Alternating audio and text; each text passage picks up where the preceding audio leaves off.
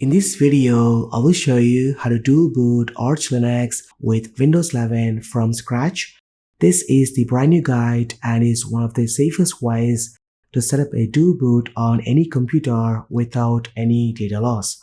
Also, at the end of this video, I will show you how to remove Arch Linux safely from the dual boot. So make sure to watch the video until the end to avoid any confusion. Unlike other distros, installing Arch Linux isn't as straightforward as it seems. You must be extremely cautious about your actions, as even a small mistake can lead to data loss. However, don't worry, I have walked you through the entire video and explained everything step by step. Additionally, check the description down below for useful information, timestamps, and download links.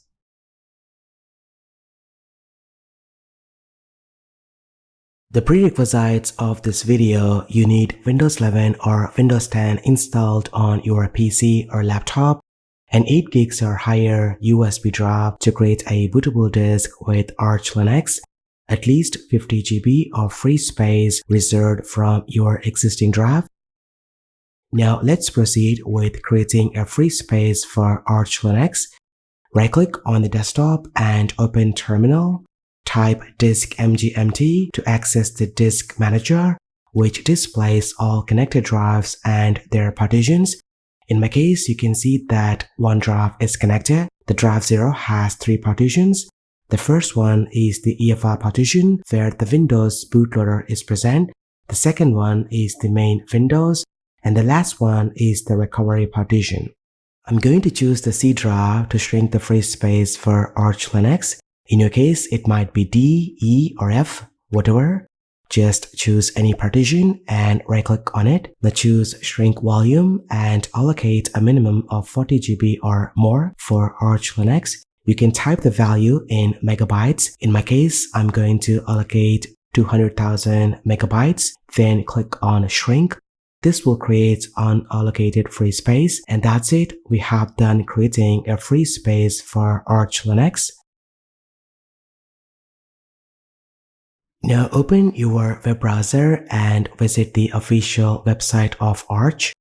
Scroll down and choose the closest mirror to your location and download the Arch ISO file.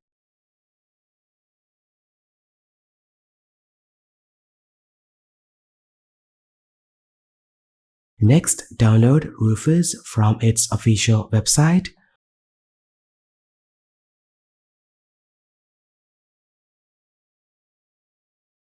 Once both files are downloaded, save them somewhere on your computer for easy navigation. Before installing Arch Linux, it's recommended to create a system restore point on your Windows computer. Now go ahead and search for Create Restore Point in the Start menu and open it. This tool allows to take a snapshot of the current system state. If something goes wrong with the Arch installation, you can use this backup to restore your system to normal.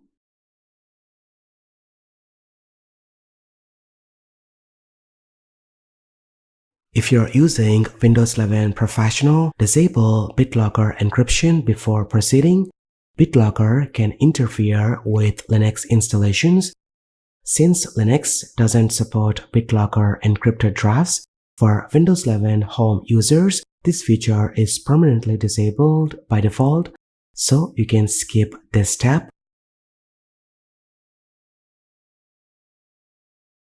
Then connect your USB drive to your computer. Now go ahead and open Rufus. Select the USB drive and import the Arch Linux ISO file.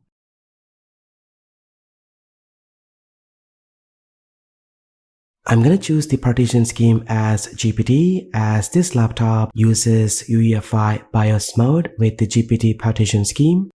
Now follow the prompts and accept to start creating a bootable USB with Arch.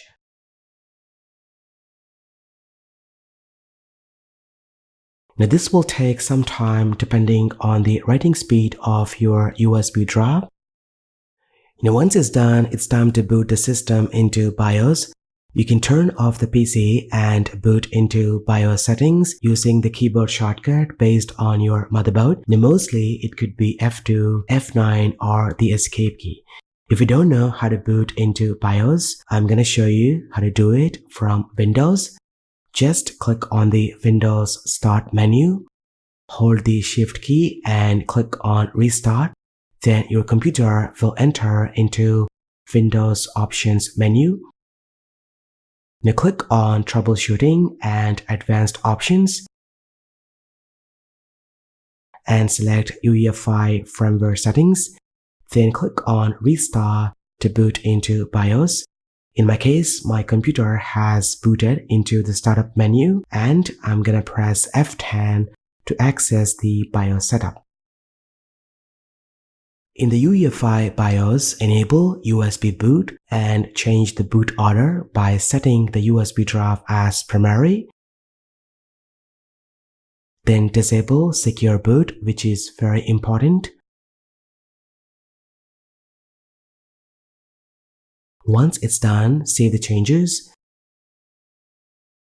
Now your system will boot into Arch from the USB drive. If it fails to boot, use the boot menu to load Arch install media.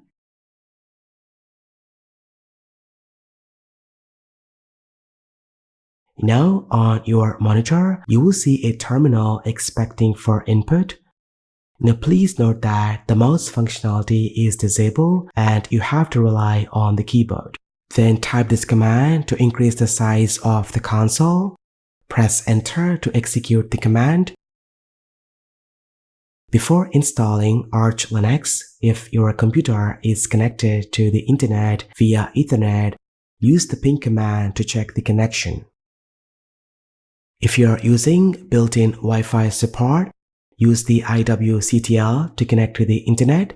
Simply type iWCTL in the terminal to enter the shell mode.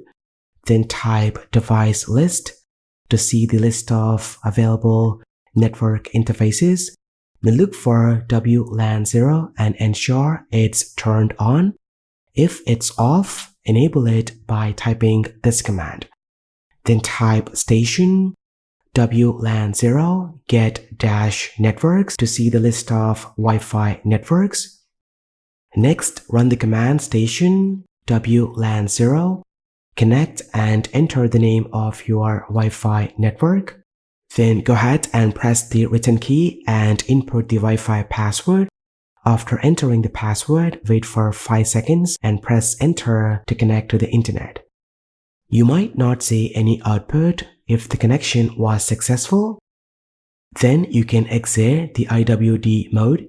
And that's it, you have successfully connected to the internet. Now run the ping command to ensure you are receiving the packets. Now type this command to synchronize the package databases. Then install the Arch Linux keyring.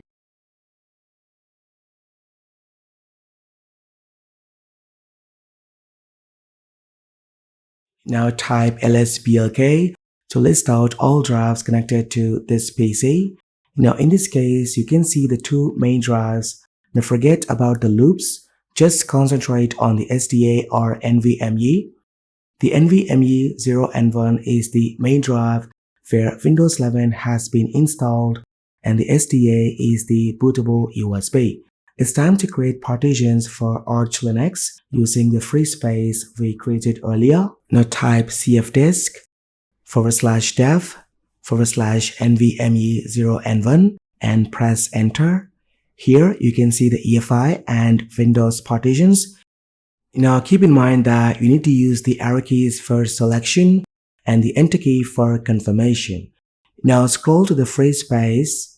For Arch, we need to create 3 main partitions: EFI, root, and swap. Now select the free space and press enter to create a first partition with a size of 1 gig and press the enter key to create it. Now select the new partition using the arrow keys and select type and choose EFI system. Then select the free space again and create a root partition of 20 GB or higher. In my case, I'm going to use 130 GB of free space and press the Enter key to create it. The type is going to be a Linux file system and the CF disk will pick it automatically. And lastly, use the remaining free space to create a swap partition.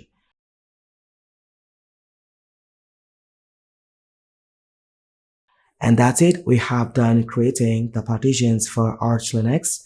Now just remember these three disk identifiers, then write the changes to alter the disk. Once it's done, create from the CF disk. Now if you type lsblk, you can see all the newly created partitions, the NVMe0N1 P5 for EFI, P6 for root, and P7 for swap partition. We need to format these partitions one by one. Now first, format the Arch EFI partition, which in my case is NVMe0N1 P5 by typing this command. Then format the root partition, which in my case is NVMe0N1 P6 by typing this command.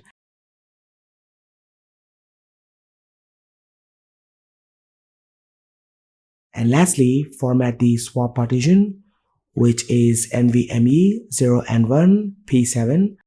Then type this command to enable swap partition.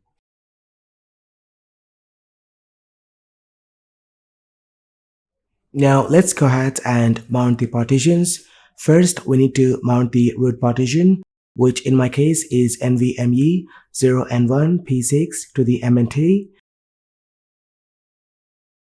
Then create a directory inside the MNT and name it as EFI. Now mount the EFI partition to this directory.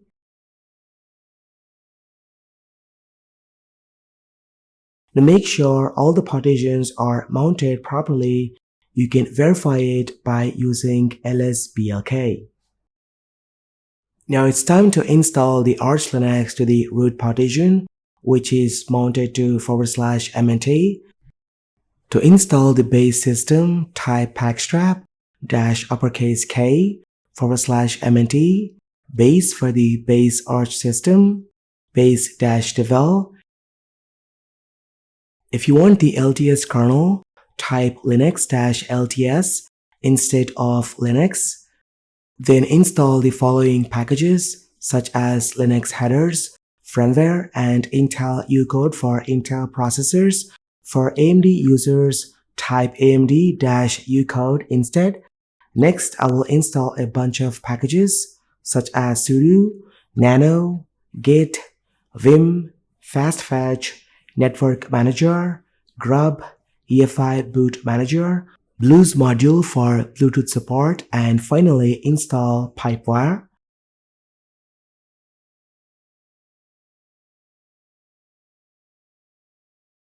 Now, as you can see, the total download size is 900 megabytes. Now, this will take some time. Sit back and relax and don't interrupt the computer.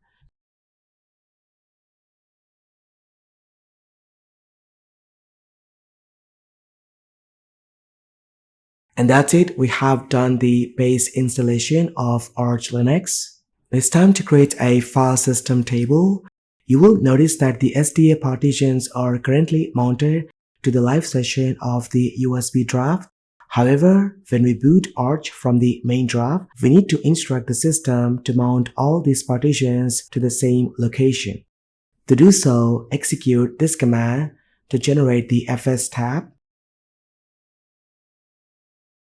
Now this file will contain all the partitions and their corresponding mounting points.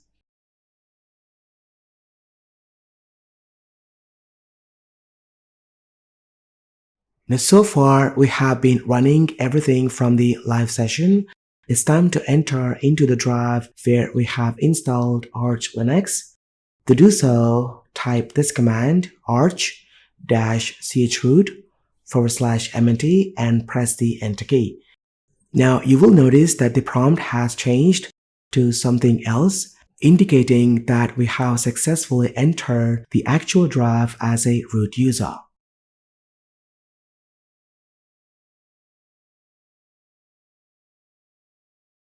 Then type passwd and set the root password. Now this is the super user account known as the top tier user in Linux. Should never be run as a root user as it's not a good practice. Now for that, we are going to create a standard user by typing this command and replace this placeholder with your name. Then set the password for the new user by typing this command. Now we have added this new user to the view and other groups. The view group allows the user to access root privileges with sudo command. Now for that, we need to edit the sudo words file. Just go ahead and type this command.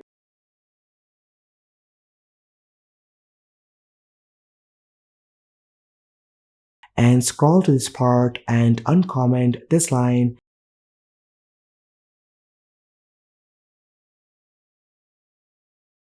And save the changes with Ctrl+O and exit with Ctrl+X.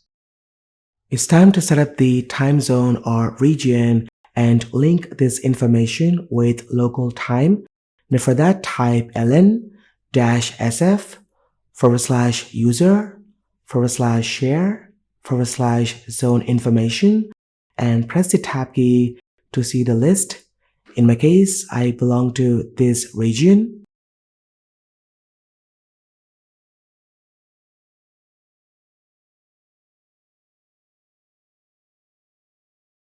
Now type this command to sync the current time. It's time to set up a system language by generating a locale. Type this command. Scroll all the way and uncomment this line. This is going to tell the system to use American English as the system locale.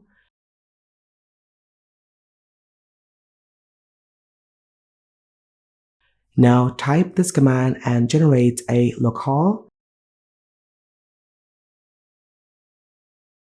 Then export the system language by typing this command.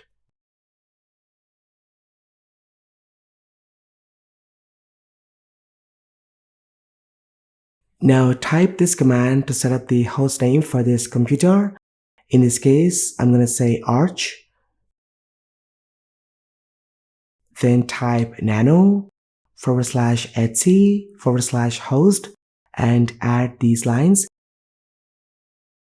Now make sure you replace this part with your hostname and save the changes.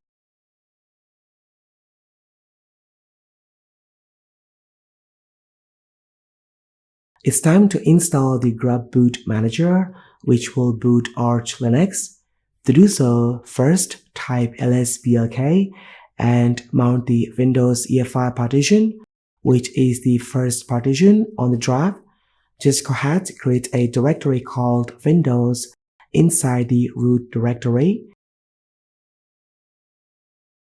and then mount the first UEFI or Windows UEFI partition to this path.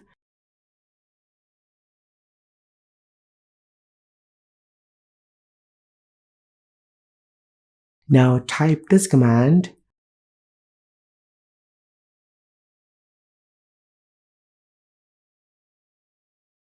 Uncomment this line. Then save the changes by pressing Ctrl+O and exit with Ctrl+X. Finally, type this command to install the Grub Boot Manager into the UEFI partition we created for Arch Linux.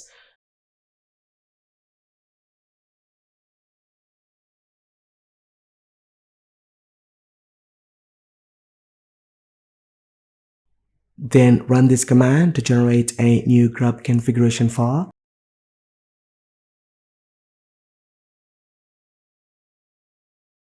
You can see that it has detected the Windows Boot Manager and added to the Grub Boot menu. And lastly, enable the Bluetooth and Network Manager by typing these commands. Now exit from the chroot environment and type this command to unmount all the partitions.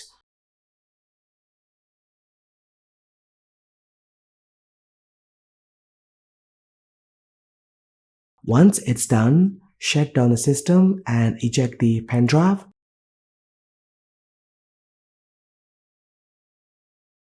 Then turn on your computer or laptop. Now you can see the Grub Boot menu. From here, you can boot into Arch or Windows 11. For now, let's boot into Arch Linux. After that, you may see the CLI user interface.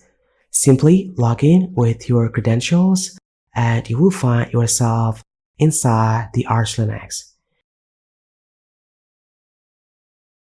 If you're trying this on a laptop, you will need either a Wi-Fi connection or Ethernet cable for internet access.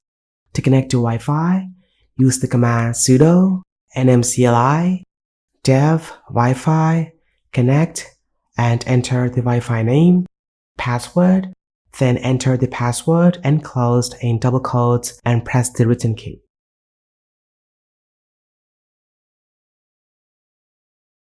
You can use the ping command to check if you're receiving the packets and interact with Ctrl+C. And that's it, we have successfully installed Arch Linux and dual booted with Windows 11.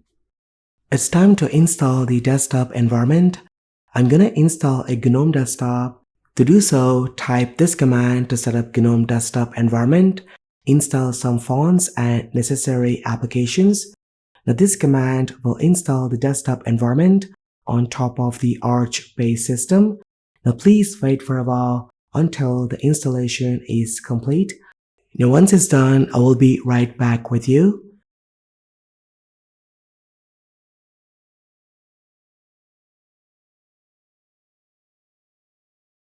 Next, type this command to enable GNOME Display Manager and reboot the system.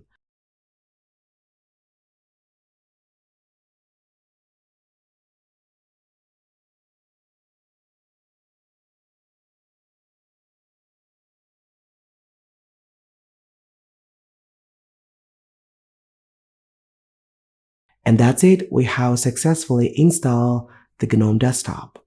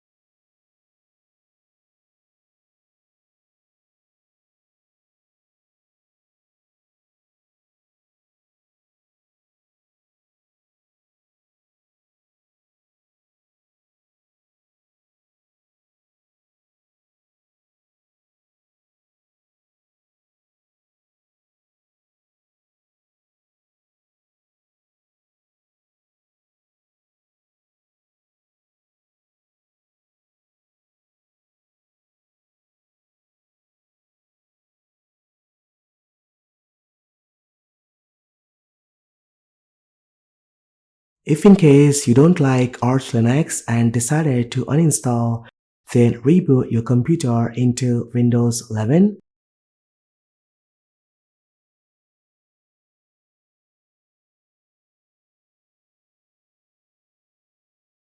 Now once you're inside Windows 11, open the search bar and type disk mgmt and open Disk Management Tool. Here, in my case, next to the C drive, 3 new partitions are showing. We need to delete each partition one after the other.